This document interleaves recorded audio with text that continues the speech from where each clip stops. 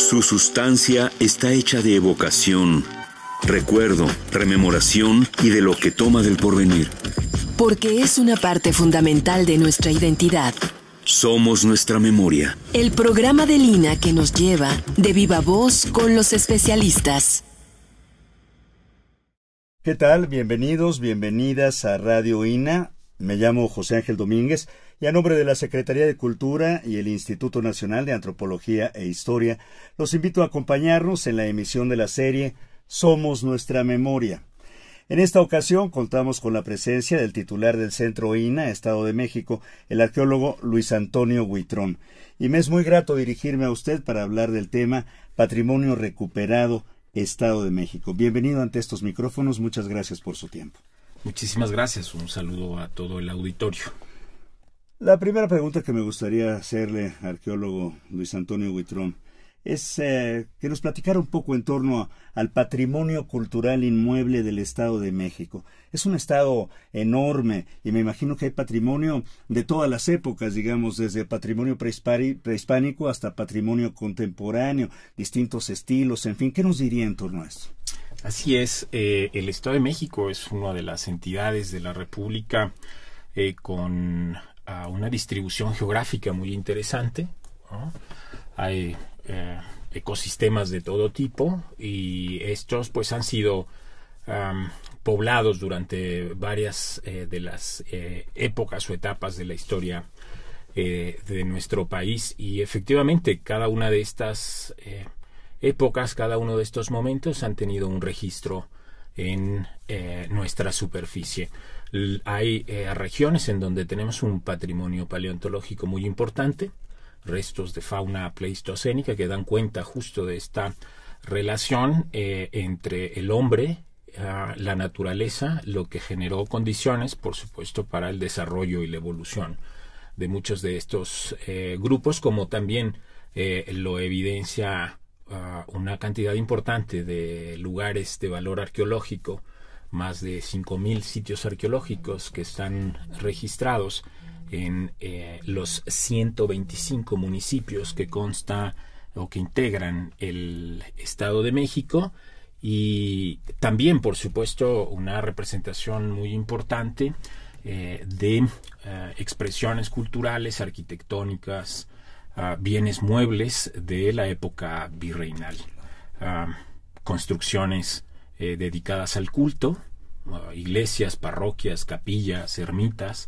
y también, por supuesto, edificaciones para otros usos habitacionales, que dan también cuenta de las actividades económicas, ¿no?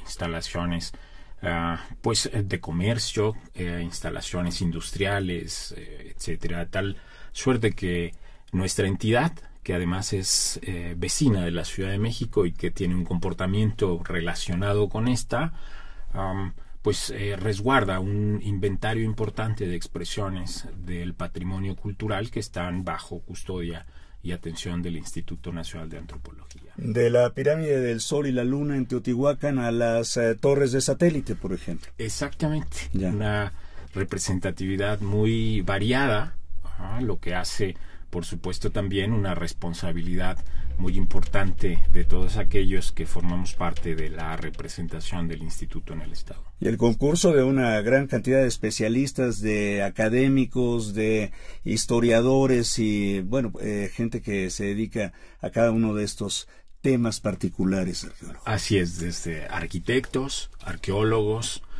historiadores, etnólogos, y todos aquellos especialistas que contribuyen a la recuperación, a la protección y también a la difusión, que es uno de los aspectos centrales del patrimonio cultural, conforman todo este piélago de especialistas y de personas muy comprometidas en torno al patrimonio cultural. La preservación del patrimonio cultural es uno de los mandatos del Instituto Nacional de Antropología e Historia a lo largo de su historia, pero ¿qué pasó el 19 de septiembre del 2017?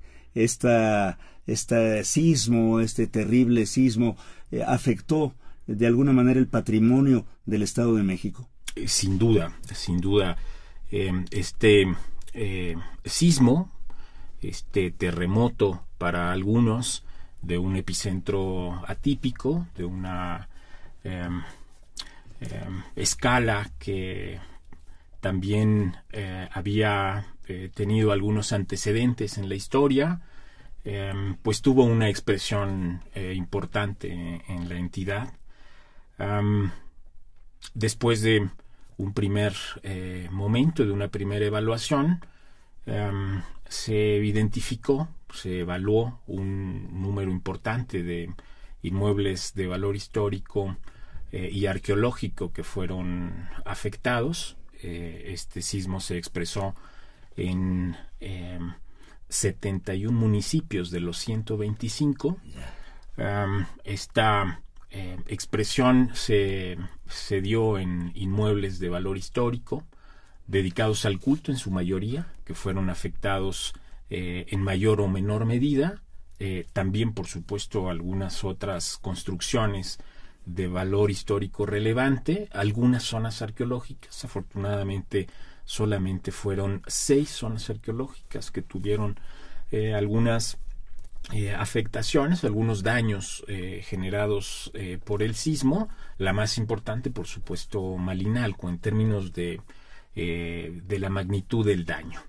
Y algunos otros, como Acosac o Calixtlahuaca, en donde algunas de los deterioros que pues formaban parte de la propia historia se activaron y generaron y produjeron algunos otros efectos también en componentes arquitectónicos de estos inmuebles. En su mayoría fueron monumentos históricos los que fueron afectados. ¡Qué barbaridad! Me imagino que el instituto tomó medidas de manera inmediata con respecto a este patrimonio, pero hay dos vertientes: por un lado este patrimonio prehispánico y por el otro el patrimonio novohispano, las iglesias en donde todavía se realiza el culto, y las comunidades tienen también una relación estrecha con este patrimonio. Así es. El instituto, a pocos minutos de ocurrido el sismo, recordemos que fue pues prácticamente después del mediodía, 1 de la tarde, más o menos, activó el protocolo del programa de prevención de desastres en materia de patrimonio cultural, que implica, por supuesto, la activación de especialistas y de brigadas que permitan en un primer momento evaluar los daños, estimar algunas medidas pues preventivas que garanticen la seguridad de algunos componentes arquitectónicos, pero por supuesto también la seguridad de las personas. Lo señalas muy bien, son espacios públicos, son espacios que son utilizados por la población, ya sea para ser visitados en el caso de las zonas arqueológicas, o bien en términos de el culto y la celebración de una serie de actividades alrededor de estos espacios. Horas después y los días subsecuentes se estableció una organización que nos permitió en la fase de emergencia poder atender las llamadas que teníamos alrededor de los inmuebles que habían sido afectados. Se activaron el correo electrónico, los teléfonos, tanto de las oficinas como de los responsables de las áreas operativas que tenemos en el centro INA, y esto nos permitió que en la fase de emergencia pudiéramos atender y registrar un número importante de llamados. Estos llamados integraron o conformaron un primer inventario, es decir, todos aquellos lugares que eran señalados con alguna afectación.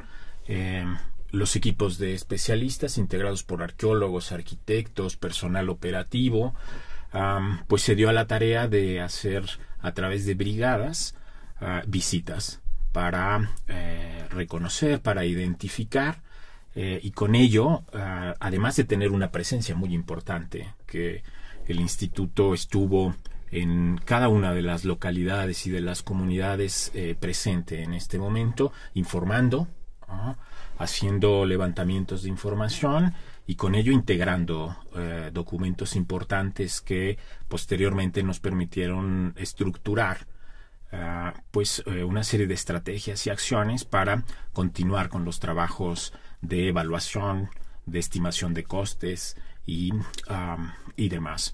A la par, pues se fue recogiendo el sentir de la población. Momentos difíciles para la población que veían pues no solamente modificado su vida cotidiana a través de este estado de emergencia, este estado de desastre. Muchos de ellos, de estos lugares, habían tenido también impactos importantes en las infraestructuras estratégicas, escuelas, caminos, y en las casas, ¿no? Es decir, en ese momento todos estábamos pasando un momento muy difícil, y también la proximidad y la cercanía le permitió al personal del instituto recoger esta preocupación y además tener y tender un lazo de la institución en estos momentos, dando certezas, dando mensajes de que la Iglesia, que es un espacio de culto, un espacio comunitario sí, de un significado muy importante, pero también monumento histórico, es decir, un elemento que posee una serie de valores que el instituto resguarda y norma, pues se iba a recuperar. Es decir, en ese momento hay una gran ganancia en el primer contacto en términos de la certeza y también de la credibilidad, me parece. Muchas comunidades están ansiosas por participar, digamos, en el rescate de no solo de sus viviendas, de la infraestructura esta social en la que nos movemos todos y todas las mexicanas, sino también en este patrimonio, ya sea por cuestiones de la sacralidad o cuestiones de la identidad también. Participa ahí junto con ¿qué instituciones? La comunidad y el Instituto Nacional de Antropología e Historia. Ha sido un proceso muy interesante, creo que tanto para los profesionales del patrimonio cultural como los que están apoyando todas las labores técnicas y operativas, y también pues de muchos actores de la sociedad, tanto instituciones como colectivos y la población en general. Me parece, y fue muestra la Ciudad de México y cada uno de los rincones que resultaron afectados, de la capacidad de organización y de la capacidad que tenemos para ser solidarios. Es en el caso de el Estado de México, el patrimonio cultural afectado, las comunidades, algo similar. Lo que nosotros identificamos fue pues un interés honesto y muy responsable de instituciones como la Secretaría de Cultura del Gobierno del Estado, la Secretaría de Gobierno también del Gobierno del Estado y algunas otras instancias del propio gobierno. Recordemos que el Gobierno del Estado a días estaba de tomar posesión, cierto, por lo que también hubo una respuesta muy inmediata, una respuesta de diálogo, de coordinación, y se integró en esas instancias de gobierno un grupo de seguimiento en el que se tomaban decisiones y se acudía para hacer las medidas que implicaban el tema del patrimonio, pero también tener esta relación con las comunidades. En las comunidades, uno de los sectores mucho más activos fueron las autoridades auxiliares, los mayordomos, los regidores, los mandones, todos los que están alrededor de la organización del templo, quienes con esa responsabilidad que la comunidad les otorga año con año, pues se vieron además de preocupados e inquietos por la situación del templo, pues solidarios con las instituciones, y con ellos se logró pues hacer las medidas de inicio. Se recuperaron, por ejemplo, en Ocuilan algunas imágenes que habían quedado debajo de los escombros, generándose procesos de entendimiento muy interesantes, y también con ello la recuperación de componentes importantes del patrimonio cultural. Le recordamos que el tema en esta ocasión es patrimonio recuperado en el Estado de México, y para platicar en torno a esto tenemos la presencia del arqueólogo Luis Antonio Huitrón, misma que agradecemos infinitamente. Ha sido un evento que ha superado la capacidad de respuesta de la sociedad y de, pues, prácticamente lo que se tiene pensado que que podría haber sucedido. No obstante, la institución ha tenido una respuesta y una organización excepcional. Y desde el primer momento se ha tomado la decisión, que además es correcta, de que todos los bienes, todos los monumentos de valor histórico serán recuperados. Esto ha sido desde el principio no solamente un mantra para aquellos que estamos alrededor de esto, sino un propósito institucional muy acertado que nuestras autoridades han no solamente señalado, sino también motivado a que todos nos conduzcamos hacia allá. Y es que cada uno de los elementos del patrimonio cultural deberá ser recuperado y se restaurará conforme a los cánones, conforme a las directrices justo que marcan todos los aspectos de la restauración. Qué complicado, porque no debe ser lo mismo restaurar un patrimonio prehispánico, por ejemplo, que un patrimonio novohispano, o incluso de bienes inmuebles a bienes muebles, algún santito hecho con pasta de caña o estos materiales utilizados en la Nueva España, que deben implicar realmente muchas dificultades. Sin duda el desafío es grande, es muy importante lo que la institución y los profesionales del patrimonio cultural estamos enfrentando. Es un momento de un cisma verdadero, ¿no? Pero también es un momento en el que todos nosotros estamos teniendo una reflexión muy importante en torno a lo que implica la restauración, en lo que implica la relación con las comunidades y lo que implica la labor que hace esta enorme institución alrededor de todos estos bienes. Cada uno de estos elementos está desde el primer momento mirado por los especialistas, restauradores de bienes muebles, especialistas en campanas, en retablos, en lienzos, en tablas, en muros, me refiero a la pintura mural, arquitectos restauradores, pues todos aquellos que tienen algo que hacer y algo que decir están participando, y eso pues nos parece que es uno de los aspectos que han caracterizado este primer momento. Un momento, por supuesto, que debemos entender cuando se superan las capacidades, porque estas dimensiones no nos habían ocurrido en términos de del número, del volumen, digamos, de espacios patrimoniales que fueron afectados. En ese primer momento, en el momento de la emergencia, cuando verdaderamente estamos en un estado de desastre, es decir, hay un concepto importante que hemos entendido, que es el que estamos en un estado de desastre, pero debemos transitar hacia un estado de recuperación. En ese primer momento, las decisiones se van tomando con los protocolos y muchas de ellas de manera intuitiva. El sentido común nos va conduciendo. Pero ahora, en estos últimos meses, estamos en un modelo estructurado. Es decir, tenemos horizontes, tenemos marcos de actuación y tenemos rumbos en términos de cómo vamos a atender, cómo lo vamos a recuperar y de qué manera es que vamos a ir avanzando en esta situación tan importante que hoy tiene a la institución muy activa. Claro, se está poniendo a prueba la resiliencia del Instituto Nacional de Antropología e Historia, de todos sus profesionales.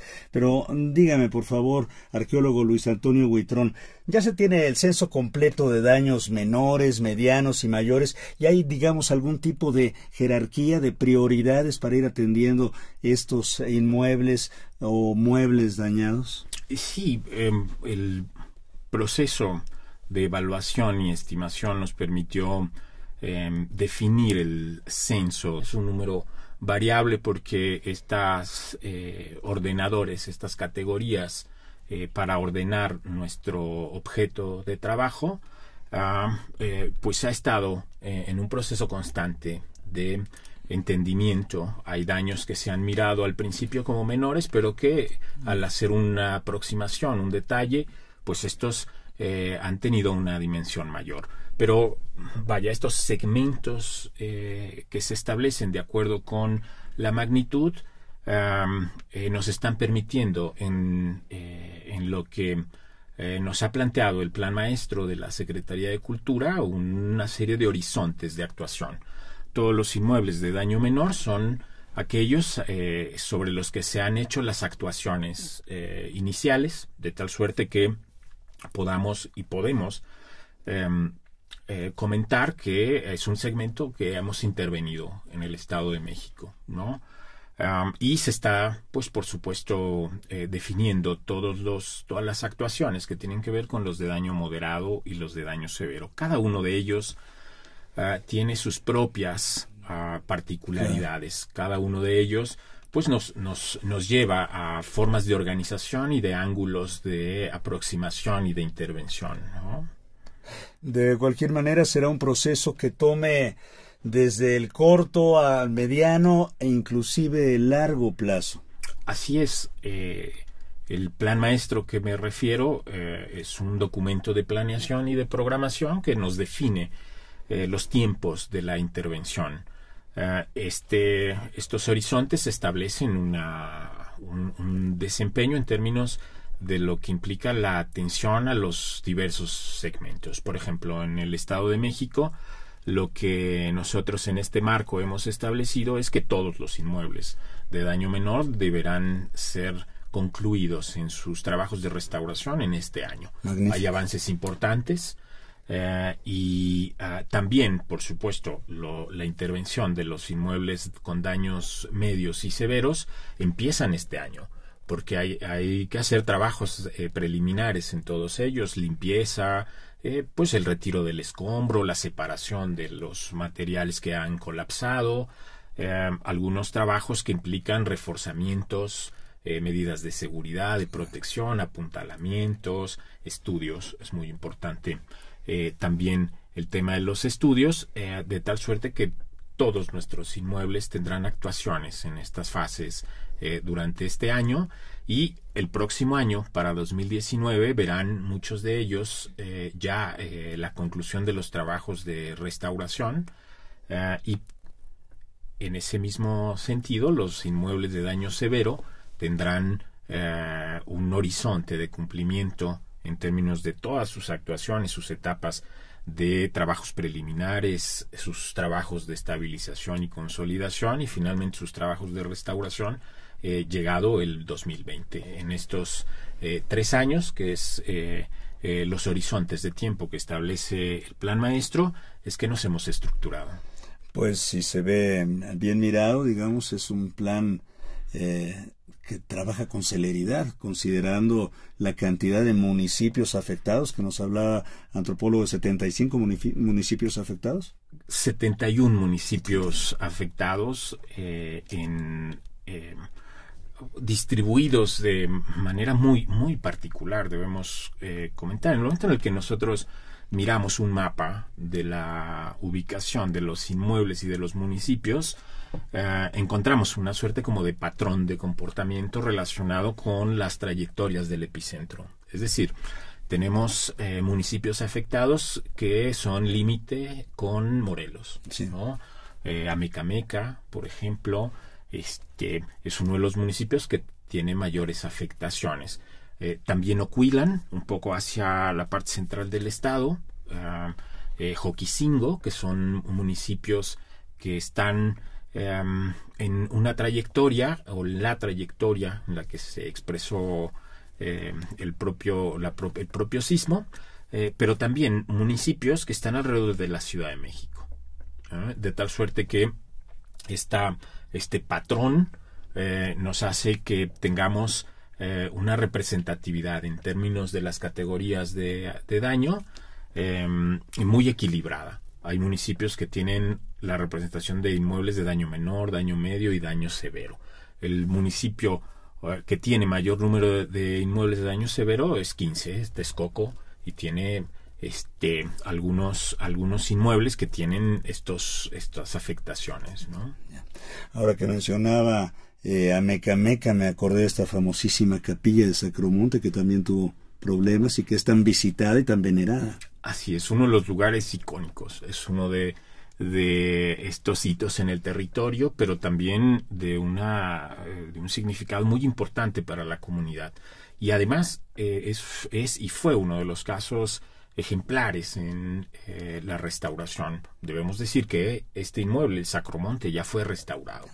Y fue restaurado en un mecanismo muy interesante, en donde los fondos fueron pues otorgados por la comunidad, parte de su uso, del uso y costumbre, que son las aportaciones, permitieron que el inmueble pudiera entrar en un proceso de restauración que permitió que el 14 de febrero se abriera.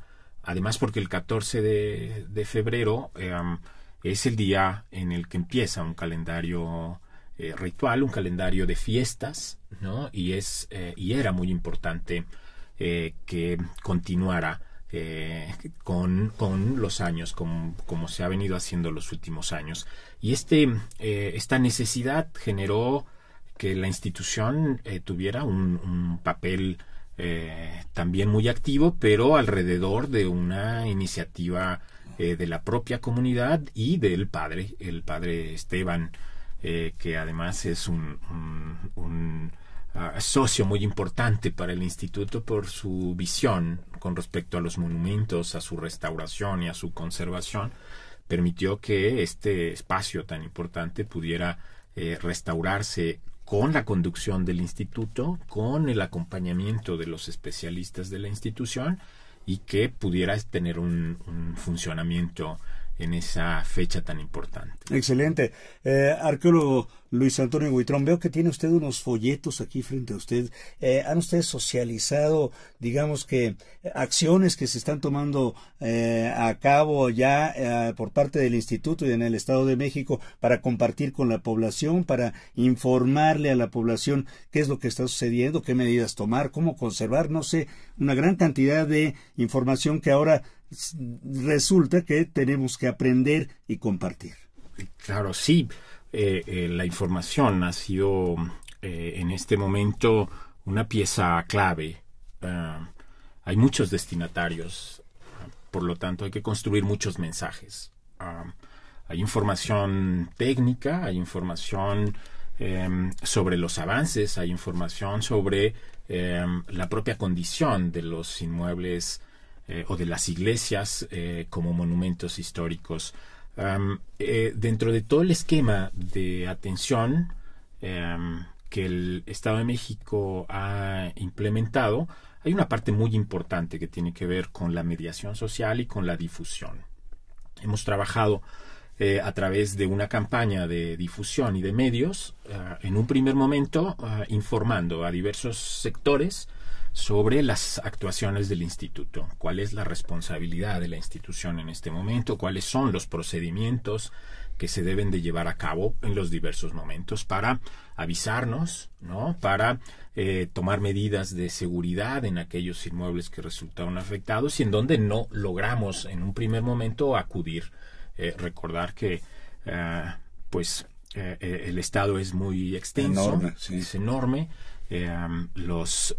Quienes estamos alrededor, estamos de manera muy organizada acudiendo a cada uno de ellos, pero habrá algún lugar en el que llegamos un poquito más tarde de lo que llegamos a otros lugares. Por lo tanto, fue muy importante también informar a través de los diversos medios sobre tareas que se podían hacer en un primer momento. Generamos también una estrategia de atención ciudadana a través de un módulo exprofeso que instalamos en nuestras oficinas del Centro INA y en donde ofrecemos información sobre los procedimientos, los temas del seguro, los temas del Fonden, qué hacer, cómo hacer los trámites, qué hacer cuando tenemos un bien mueble que resultó afectado, qué medidas preventivas tomar. Pero también hemos acudido a las comunidades, hemos estado en reuniones con los sacerdotes, hemos participado de las reuniones que en las diócesis se llevan a cabo para aprovechar esta posibilidad de la distribución territorial, transmitiendo un mensaje hacia la población que hemos propalado un poco con los sacerdotes en torno al estado de las cosas. Un mensaje muy importante, muy poderoso, es que la institución está asumiendo su responsabilidad sobre los monumentos y sobre esta situación en la que nos encontramos. Y ha sido muy interesante establecer diálogos con las comunidades. Nos ha permitido entender cuáles son sus preocupaciones, sus inquietudes, e intentar articular y conciliar pues nuestros propios procedimientos, nuestros propios horizontes de atención y de cumplimiento en los procesos técnicos y administrativos con justo las inquietudes y las necesidades. Son espacios altamente significativos. Sus tiempos son diferentes a los tiempos de la restauración. La fiesta es muy importante. La recreación de toda una manera de entenderse histórica en un territorio, la festividad como un punto en el que las comunidades se encuentran o se reencuentran, ¿verdad? Es muy importante para las comunidades, y nos ha permitido, sí, tener ese diálogo, esa proximidad, y lograr conciliar en algunos casos los tiempos que nos está llevando pues a cometer todas estas múltiples actuaciones para contar con los recursos, con los proyectos técnicos de intervención, con los tiempos también de los propios procedimientos de restauración o de atención, con los tiempos de la comunidad. Y hemos encontrado en algunos casos una respuesta muy positiva, una respuesta que hace que la comunidad recupere la confianza en nuestra institución. Eso es muy importante, y qué bueno que menciona usted, arqueólogo Luis Antonio Huitrón, las fiestas tradicionales como parte de este patrimonio inmaterial también, que también está custodiado por el Instituto Nacional de Antropología e Historia. Agradeciéndole muchísimo por su generosa participación. ¿Cómo le gustaría despedirse? ¿Qué mensaje le gustaría hacer llegar a la población que lo escuche en este momento? Claro que sí. Bueno, pues habría muchas cosas que quisiéramos comentar y transmitir a la gente que nos está escuchando. Y yo creo que uno que nos parece importante es la toma de conciencia colectiva sobre uno de los momentos más difíciles que hemos pasado en tema de la afectación al patrimonio cultural.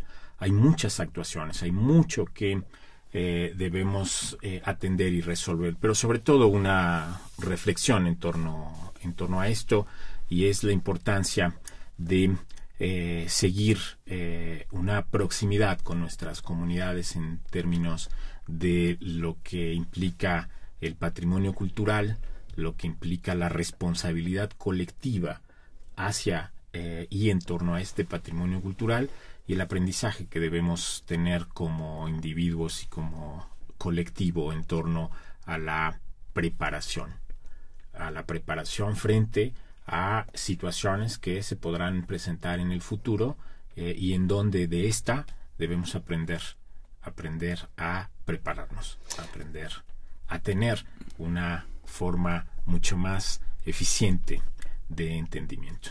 Pero ya están ahí los ejemplos claros, por ejemplo, como esta capilla del Sacromonte, como para tener un ejemplo más de otro espacio que haya sido, digamos, recuperado rapidísimamente. Sí, el Santo Desierto, el convento del Santo Desierto de la Orden Carmelita, que está en Tenancingo, un espacio espléndido, que también resultó con serias afectaciones, y fue uno junto con Sacromonte de los que trabajamos en un primer momento. Hoy en el estado podemos hablar de más de 40 inmuebles ya restaurados, y en los próximos meses estaremos teniendo resultados importantes para cerca de 90, 100 inmuebles que estaremos restaurando. Hoy tenemos 36 frentes de restauración, y en las próximas semanas también abriremos algunos otros para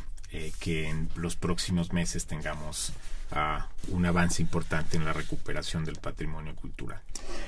Arqueólogo Luis Antonio Buitrón, muchísimas gracias por su tiempo, por esta conversación. Ha sido un placer conversar con usted. Ojalá y muy pronto coincidamos una vez más para saber cómo van avanzando con esta enorme cantidad de inmuebles que son patrimonio de los y las mexicanas en el Estado de México. Muchas gracias por su tiempo. Gracias a ustedes. Estoy a sus órdenes. Gracias a nuestros escuchas por su atención. Les sugerimos consultar más de nuestra producción a través de www.radio.ina.gov.mx.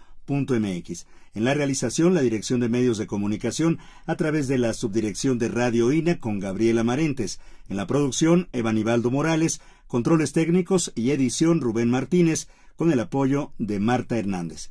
Muchísimas gracias por su atención. Hasta la próxima. Las opiniones y comentarios aquí expresados son de entera responsabilidad de quienes proporcionan la información y no representan necesariamente las opiniones de Radio INA ni comprometen el pensamiento editorial del Instituto Nacional de Antropología e Historia.